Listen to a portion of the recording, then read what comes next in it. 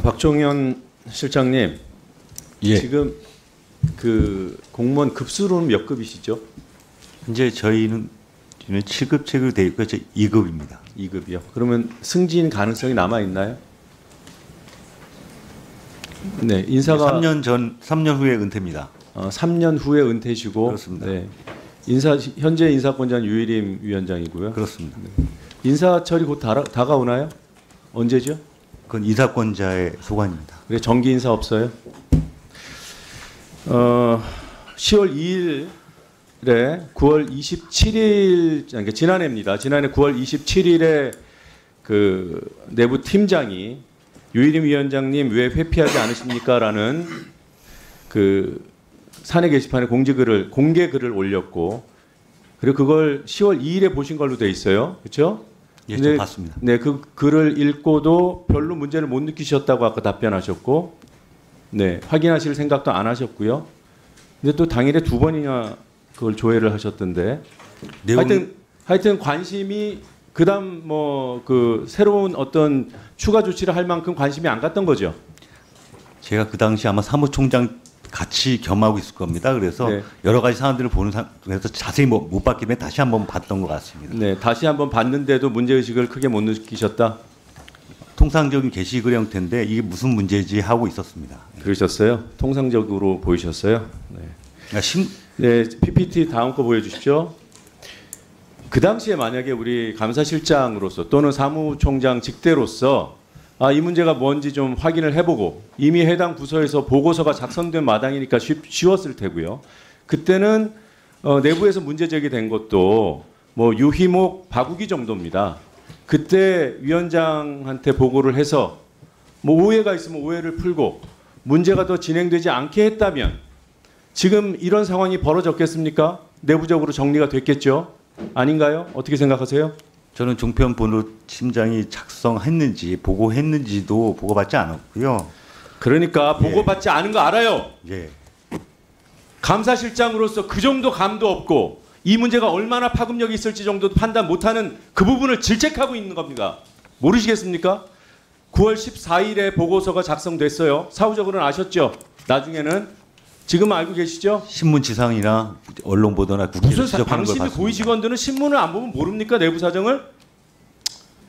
자, 그 보고서를 작성하자고 한 그 직원은 잘못한 겁니까? 저는 확인하지 않았기 때문에 알 수가 없습니다. 장경식 당시의 팀장, 지금 옆에 계신 단장님은 그때 보고서 작성한 것까지 받아들었는데 묵살했다고 스스로 얘기했습니다. 그 말이 사실인지 여부를 확인해야겠지만 그런 보고를 받고 묵살하는 것은 팀장으로서 잘한 일입니까? 그것도 판단이 안 되시죠? 네.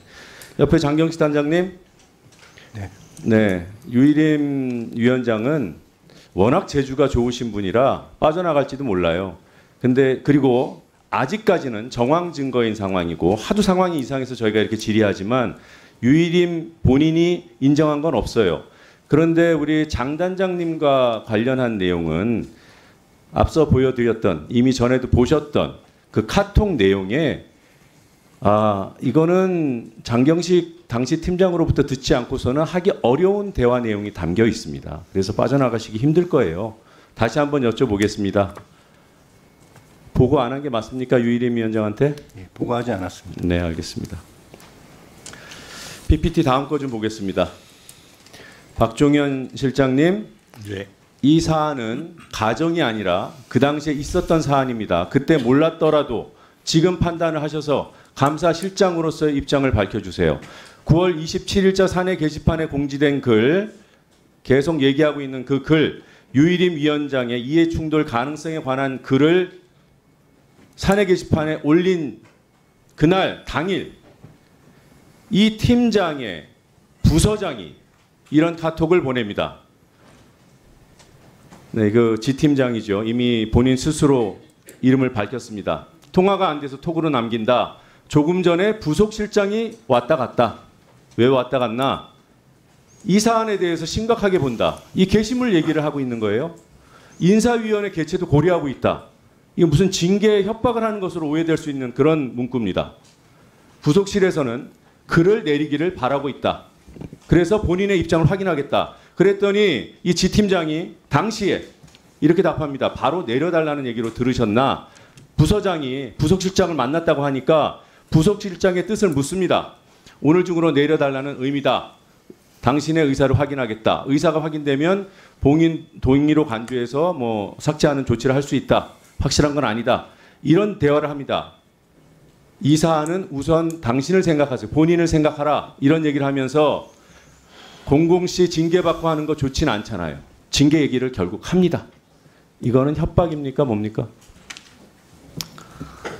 사내 게시판에 글을 올렸다고 부서장이 부속실장으로부터 징계에 관한 얘기를 듣고 이런 얘기를 전달하는 것, 부서장의 행위, 부속실장의 행위는 합당한 행위입니까? 만약에 저런 내용을 두고 받았다 사실이라면 네, 문제가 있다고 봅니다. 네, 사실입니다. 감사하시기 바랍니다. 그리고 그 이전에 있었던 뭐 재판이 2019년, 2020년에 있었습니다만 일어난 시점은 2011년부터 2017년까지 이명박 박근혜 정부 방심위에서 실제로 있었던 일이고 해당 팀장이 해고당했던 사안 아까 질문 받으셨던 내용이에요. 위원장, 부위원장 등이 이 방송심의기획팀장한테 민원을 내게 해달라고 지시 내지는 청탁 내지는 청부를 합니다. 그래서 그 팀장이 그걸 수행하다가 걸렸어요. 그래서 해고까지 당한 사안 알고 계시죠? 근데 아까 이 사안을 물어봤을 때 지금 벌어지고 있는 이 사안하고는 뭐 근본적으로 다르다는 취지로 답을 하셨어요. 그 답변 때문에 저는 감사실장님의 그 공정성을 의심하지 않을 수가 없습니다. 현직 위원장, 부위원장이 방송심의기획팀장한테 청문회를 했는데 이 사안하고 성격이 달라요? 만약에 유일임 위원장이 지금 인정하지 않고 있지만 누군가를 사주하거나 청탁하거나 청구해서 심의가 신청되게 해서 심의가 이루어졌다면 이거는 범죄입니까? 아닙니까? 제가 가정에서는 말씀드릴 수 없고요. 김영성 죄송합니다. 실명을 거론하지 않겠습니다. 죄송합니다.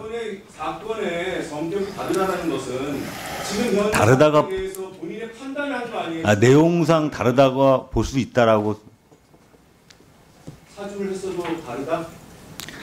전 내용은 자세히 모르지만 당사자가 제가 알기로는 사건이 생기지 1년이 다 됐는데 어떻게 아직도 모릅니까? 이건 인사 때문에 그런다는 의심을 갖지 않게 좀 상식적인 답변을 좀 해주세요. 어떻게 모를 수가 있어요, 이 내용을? 시간이 다 됐나요? 추가 질의하실래요? 아니면 2분 더 드릴 테니 추가 질의하지 마실래요? 네, 2분만 주십시오. 예, 2분 더 드리세요. 이종육 기조실장님. 네. 기관의 명의로 직원들을 고발했는데 고발 당시에 대상자가 직원인 줄 몰랐다라고 답하셨어요?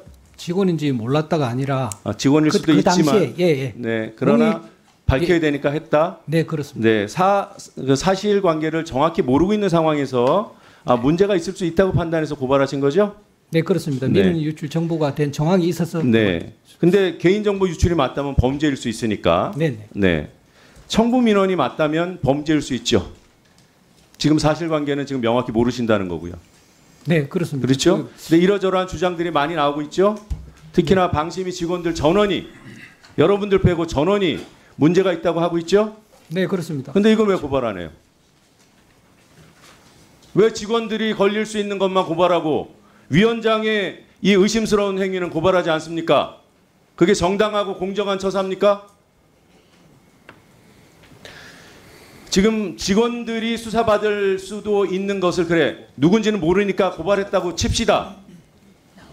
위원장은 왜 고발 안 해요? 위원장 이름 가리고 청부 민원 의심이 있으니 밝혀주시오라고 고발하는 게 맞죠? 그게 위원장인지 아닌지 아무도 모르지만 그러니까 여러분들이 편파적이고 비겁하고 권력 뒤에 숨어 있다고 얘기하는 거예요. 아니 답변하세요. 왜 고발 안 했는지 예, 할 답변 말이 있으시겠습니까? 왜 고발 안 했는지 답하세요.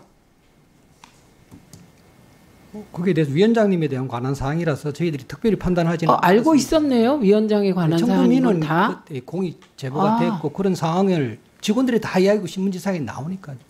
아니 근데 지금 노정면 의원님의 질의 내용은 기관 명의로 공익 제보자들을 소위 민원 유출로 고발했잖아요, 기관이. 네, 네. 그런데 왜 방송통신심의위원회는 류희림 땡땡땡 하고 왜 고발 안 했냐고 묻고 계시는 거예요. 답하라고요. 왜 안 하셨어요? 그냥 단순하게 하세요. 권익위원회에 공익 제보도 되고 해서 저희들이 특별히 판단하지 않았습니다. 왜 판단을 안 하셨어요? 그러면 그 기관이라는 게 누굽니까? 기관에서 민원인 정보 유출, 신원 유출로 기관이 고발했잖아요. 그 기관은 유령입니까? 그거 누가 결정한 겁니까? 그걸 묻고 싶으신 거예요. 시간이 없으셔서 못 하신 건데 누가 결정했어요? 수사 의뢰를 말씀하시는 겁니다. 네, 예, 공익제보자 수사를 수사 일에 기관이 했다면서요. 예, 그런 부분들은 성명불상의 직원들을 대상으로 했기 때문에 누가 했냐고? 누가 최종적으로 위원장님이 결정했습니까? 결정하실 수밖에 없습니다. 류일임 위원장이 결정했죠? 네, 그렇습니다. 그래서 결재를 받아서 제출. 네, 그러니까 답은 나왔네요. 노정면 의원님 질의에 대한 답하세요. 그냥 위원장님이 결재를 안 하시는 거라고. 그게 뻔해서 안건도 안 올렸다고 이렇게 말하셔야죠. 이혜민 위원님 질의해 주십시오. 네, 조국혁신당 이혜민입니다.